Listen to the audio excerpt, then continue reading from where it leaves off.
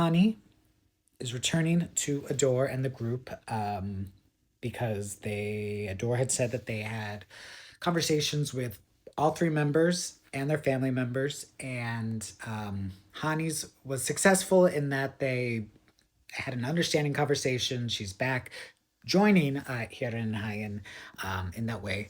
Minji, eldest member, is still in discussions, in talks, but it sounded positive. Like there wasn't much of an update, but it sounded positive. Like they're still figuring things out.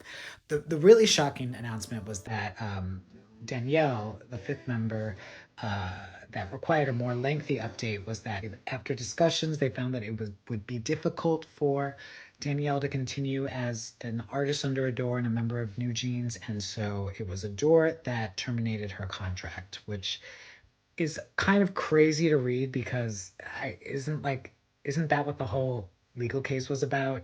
Terminating the contract. But I just I just that's just a personal note.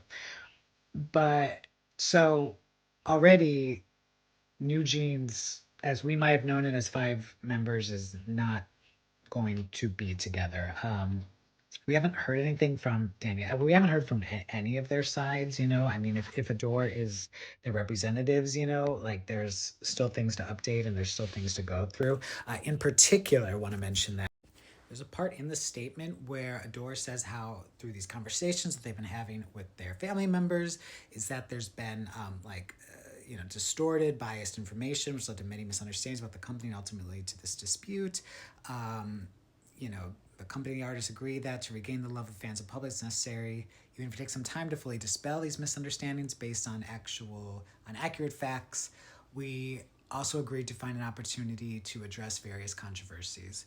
So that's kind of interesting too, because to me, I feel like there needed to be this understanding from both sides, to be honest, that,